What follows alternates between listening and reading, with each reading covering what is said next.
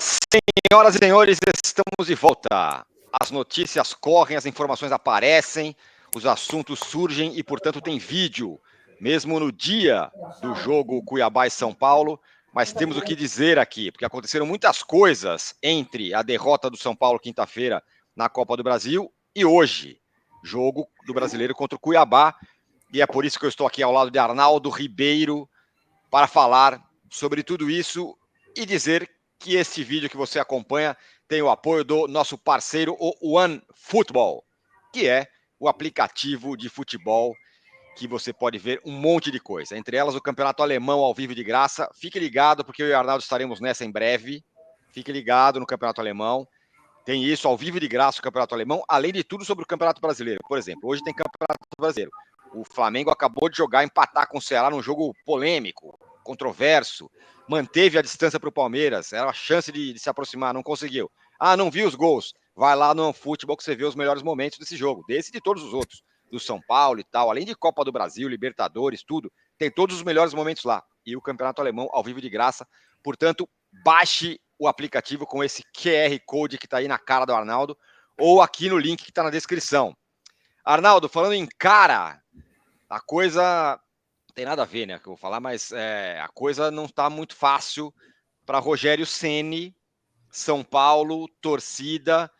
O que aconteceu nesse sábado foi um negócio meio sério, né? O Rogério se desentendeu com o torcedor lá em Cuiabá, no desembarque lá do time do São Paulo, foi lá, bateu na mão num cara que estava com um celular. Enfim, é um momento emocionalmente complicado para o São Paulo e para o Rogério, principalmente, não é? É verdade, fala Tirone, fala galera. Sem dúvida, é o momento mais delicado, tenso dessa nova passagem do Rogério pelo São Paulo. A grande questão, o episódio, eu acho que para falar do episódio, mesmo que você se depare eventualmente com torcedores malas, com ofensas, com hostilidades,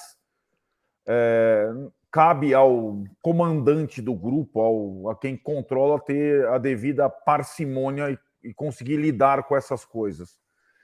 E, para mim, a atitude do Rogério mostra, de fato, a pressão e o descontrole emocional que ele tem vivido nessas últimas semanas, agravado pela derrota, pela atuação vexatória em Goiânia, em que ele teve direta parcela de responsabilidade, e acho que ele sabe exatamente disso, direta em ver a única chance de título do clube na temporada meio que se esvaindo, dependendo de uma virada na quinta-feira, em que, aliás, né, tirando parênteses, sem cabeça no lugar você não vira placar nenhum, né? A começar pelo técnico, pelos jogadores, você não vira placar nenhum.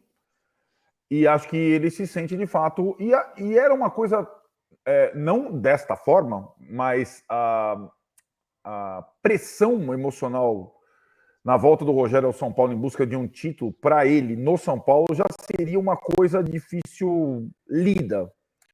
Com o que aconteceu nas últimas semanas e essa derrota em Goiânia, a coisa acho que atingiu seu ápice, né? E acho que é uma questão a se analisar nesses próximos 3 jogos. Para mim, é uma semana decisiva para o São Paulo e para o Rogério no São Paulo. O jogo com o Cuiabá, a gente vai falar os detalhes, as opções, a estratégia, menos. O jogo contra o Atlético Goianiense, muito. E no final de semana, no dia 11 de setembro, data mais importante do universo, o São Paulo e Corinthians. Né? São Paulo e Corinthians é um jogo que vale mais do que pontuação no campeonato, situação em que o torcedor está envolvido umbilicalmente. Então, o Rogério tem 2 jogos no Morumbi para mudar essa história. Mas eu acho que o dia 11 ele só acontece se o dia 8 for bom, na quinta-feira. Então tem essa situação toda emocional para o Rogério lidar. E chegou um ponto que é o seguinte, Arnaldo, o seu quinta-feira, o dia 8 ser bom, não adianta o São Paulo lutar, arará, e ganhar de 1-0. É classificar. Exato. Não vai adiantar. Pode jogar tudo, o goleiro pode salvar, não vai ter mais o atenuante que teve no jogo contra o Fortaleza, o 3-1 contra o Flamengo, que chutou 550 bolas, contra o Santos e tudo mais. Não importa o que aconteça, tem que ganhar. A torcida já entrou no modo que não basta lutar e a gente vai achar que é legal, que tá lutando e tal. Tem que ganhar. Nem que jogue, não jogue nada. Que jogue horroroso ou de forma horrorosa, mas ganhe de 2-0, vai para os pênaltis e classifique. Se não acontecer isso, se não classificar, não tem atenuante mais para o Rogério. Só quero pontuar duas coisas rápidas, né? A gente deu um exemplo agora há pouco de como é jogar com um a menos, né? O Ceará jogou com um a menos desde o primeiro tempo que o Jô foi expulso. Aliás, que arbitragem horrorosa, né? Meu Deus do céu. Que arbitragem ruim do Flamengo e esse Ceará. Cara vinha até bem. Bom ponto esse. Vai falando, porque não é só esse exemplo do Ceará, não. São vários outros. Né? E aí o que acontece? No segundo tempo, o Ceará joga mais de um tempo com um a menos e segura o Flamengo. Segura o Flamengo. E o Flamengo, que no segundo tempo, vai com os titulares. Só um ou outro não entrou, mas entrou o Pedro, entrou o Everton Ribeiro, entrou um monte de... E o Maracanã lotado, e pressão, não sei o quê. O Ceará não deixou ter jogo. É antijogo, é não sei o quê. É o que o Ceará podia fazer. Fez falta, parou o jogo, fez cera, não sei o quê. Não tentou ganhar o jogo, né? Foi lá, empatou com o Flamengo e ganhou um pontinho precioso para o Ceará nessa briga contra o rebaixamento. Esse é um ótimo exemplo de ser possível jogar com a menos. E o outro é do Atlético Paranaense, né? Jogou com um a menos contra o Palmeiras e não tomou gol. Depois do Palmeiras contra o Atlético Mineiro, disso do Palmeiras, vários exemplos. Então tem vários exemplos. Esse é um ponto. Agora, o outro ponto, rápido, que eu quero falar, para a gente passar já para o time, eu entendo que o comandante não possa fazer isso que o Rogério fez, claro, o cara é o comandante, não sei o que e tal, mas, sinceramente, cara, eu não tô querendo passar pano, não é isso. Esse não é o ponto para mim. Mas eu acho inadmissível o torcedor xingar o Rogério. Você pode criticar, pode achar que ele é um técnico ruim, esse é um ponto. Xingar o Rogério, que se não é o mais, é o cara mais importante, o jogador mais importante da história do São Paulo, entre os mais. É a mesma coisa para mim que as críticas pessoais que se fazia ao Raí quando ele era dirigente do São Paulo. Sem ter a noção do que esse cara foi pro São Paulo, o Raí. E o Rogério é a mesma coisa. E o Rogério é a mesmíssima coisa. Esse é um ponto. Eu acho que o torcedor tem direito a achar que o trabalho é ruim, a reclamar e tal. Mas xingar o cara, o Rogério, isso para mim é inadmissível. Para mim isso não é torcedor. Esse é um ponto. E o segundo, fazer isso antes do jogo, para mim também não dá para acreditar. Cara, o time já pressionado, todo mundo, desesperado porque precisa de ponto, não sei o quê. No desembarque do cara tem um chato lá para encher o saco e xingar o Rogério, o time, ou quem quer que seja. Eu acho isso inadmissível. Para mim, isso não é o papel do torcedor. Pode ser o papel de outras coisas, do jornalista, de um monte de coisa. Para mim, do torcedor do São Paulo, nesse momento, e a torcida do São Paulo é a coisa mais legal que o São Paulo tem nos últimos 15 anos, esses caras, para mim, não representam a resiliência, a força enfim, tudo que a torcida do São Paulo tem feito. Para mim, eu acho inadmissível. Não acho que o Rogério fez certo de brigar com o cara, não sei o que lá, mas esses caras que estavam lá, ou esse cara, sei lá, eu acho que não dá. Eu não consigo entender como é que um cara faz isso. É o mesmo cara que manda que quer ameaçar de morte o Cássio no Corinthians. Isso não dá. Isso para mim é coisa de gente completamente destrambelhada, sem noção nenhuma. Enfim. Eu acho que a gente vai discutir mais na live hoje, depois do jogo, acho que vale a pena. Eu acho que são coisas bem diferentes, ameaça, de fato, e xingar. Não, claro que são diferentes. E acho que você lembrou bem a questão do Raí, o Raí foi muitas vezes xingado. Quando o ídolo passa para o outro lado, né, ou técnico ou dirigente, acho que tem uma série de questões que ele passa a assumir também com essa decisão. O inadmissível, eu também não concordo, mas o inadmissível é reagir a isso, né? Reagir desta forma. Eu acho que o inadmissível é o ato, né? Para mim, as duas coisas. E para qualquer torcedor do São Paulo, qualquer torcedor, e acho que esse torcedor não representa o que é a torcida do São Paulo, mas a torcida do São Paulo está literalmente de saco cheio, né? Sim. A torcida do São Paulo não está batendo em ninguém, não está não sei o que lá, o cara foi lá, xingou, passou do limite, mas eu acho que aí, então, tem que haver uma mínima compreensão. Abaixa a cabeça, ouve, assimila e vai para casa, entendeu? Vai para o hotel, enfim, a gente discute mais depois do jogo. Aliás, o jogo também, vamos como é que vai se comportar a torcida do São Paulo lá no estádio, né? São Paulo tem muita gente, muito torcedor em Cuiabá, assim como teve em Goiânia. A maioria foi apoiar a chegada do time, mas teve, até porque foi uma das derrotas mais vexatórias da história do São Paulo, a última. Então, era possível que houvesse alguma reclamação, alguma hostilidade. Enfim, vamos ver e vamos apurar mais o que vai acontecer até a partida contra o Cuiabá e traremos na live logo depois do jogo. Muito bem. Sobre o jogo, vamos fazer um pré-jogo aqui. A gente vai com o time misto, né? Alguns caras nem viajaram. Caleri, por exemplo, certo? Isso. Poupando para o jogo de quinta-feira, que, nas palavras do Rogério, é obrigação a classificação. Que eu acho que é bem difícil, mas enfim. Vai com o time misto contra o Cuiabá, um jogo que tem sua. Aliás, tem muita importância, né? Tem pra caramba. Essa estratégia foi feita por outros treinadores, né? Pelo Abel, que arriscou muito no Palmeiras. Sim. Acabou se dando bem. Pelo Dorival, médio, ninguém. A verdade, a estratégia é pelo Filipão, que se deu bem. Ninguém, qualquer time brasileiro, não tem conseguido jogar com todos os jogadores em partidas seguidas. Qualquer time brasileiro. Flamengo, Palmeiras, Atlético Paranaense. E o São Paulo jogou na quinta noite, com 1 a menos desde o primeiro tempo. O desgaste é absurdo. O campo da Arena Pantanal é parecido com o do Castelão. Alto, irregular, desgasta demais. O São Paulo tem uma decisão na quinta-feira. Eu tô falando antes do jogo. Eu entendo a decisão de preservar alguns jogadores completamente. Eu faria a mesma coisa. Então não foi o Caleri, não foi o Rodrigo Nestor, não foi a dupla de zaga Diego Costa e Léo. Lembrando que esses 4 jogadores talvez sejam a espinha dorsal do time do Rogério. Os 3 garotos e o Caleri. Não foi também o Reinaldo suspenso.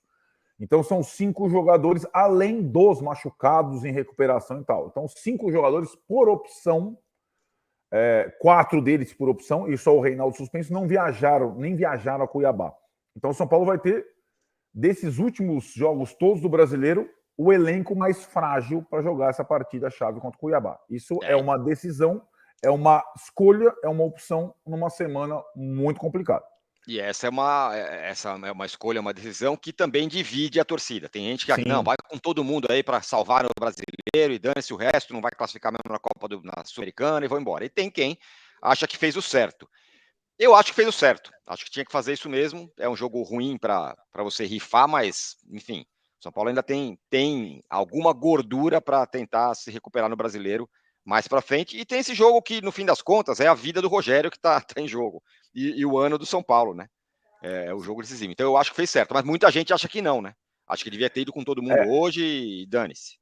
Eu acho que é a mesma reação para o torcedor do Flamengo, do torcedor do Palmeiras, né? O do Atlético Paranaense, acho que ele entende mais. Né? O Atlético Paranaense tem mais assim, desprendimento tá de fazer isso. as escolhas, né? Isso mesmo. O fato é o seguinte, né, Tironi? É um confronto direto contra o rebaixamento, sim. O Cuiabá, se vencer, fica a 1 ponto do São Paulo. Hoje ele está a 4. Mas muito provavelmente o São Paulo, mesmo com a derrota, que acho que tem que ser evitada a qualquer custo nessa atual circunstância, ele ficaria com seus 4 pontos de vantagem na zona de rebaixamento, porque o Curitiba perdeu para o América, né? E Porque Juventude o Ceará, e Avaí empataram. Né? Juventude e Avaí empataram. Então, nem todos os times da parte de baixo estão conseguindo alavancar. Claro que o resultado do Ceará foi excelente, mas o Ceará também não passou o São Paulo com empate. Então, hoje, o primeiro da zona de rebaixamento é o próprio Cuiabá com 25, mas o Curitiba, que está logo à frente e já jogou, também tem 25 pontos. Né? São Paulo tem 29. Exatamente. Bom, diante desses caras que não estão no jogo, não foram nem viajar,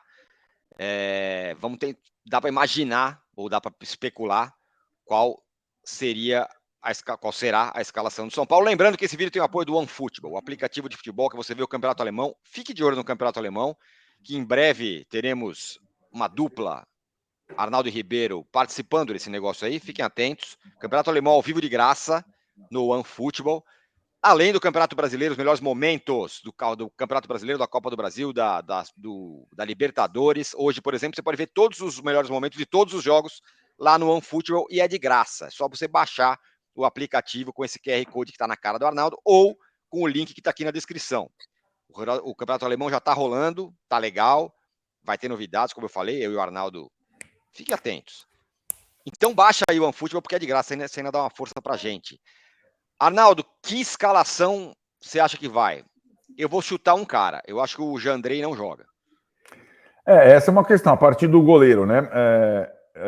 A definição entre Jandrei e Felipe Alves. Se o Rogério optar pelo Felipe Alves, é uma indicação que o Felipe Alves vai jogar na quinta-feira contra o Atlético Goianiense.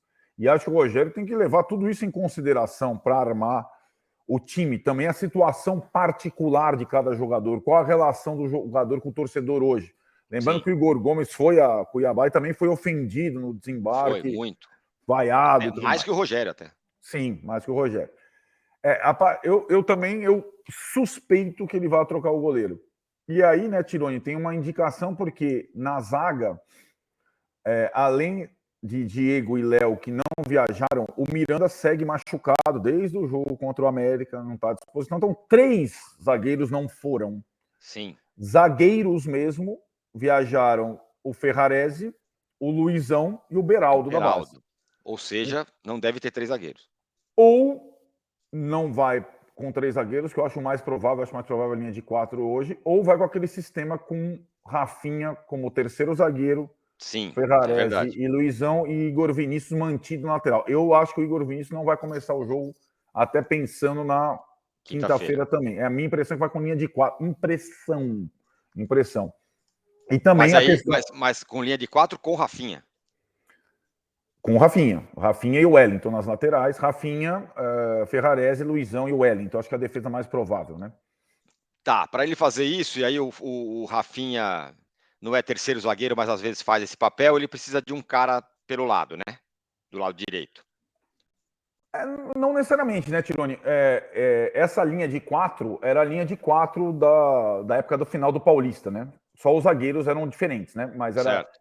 Tanto que ele usava Rafinha e o Wellington ou Igor Vinícius e Reinaldo. Então, o Wellington sai mais, o Rafinha fica mais na construção.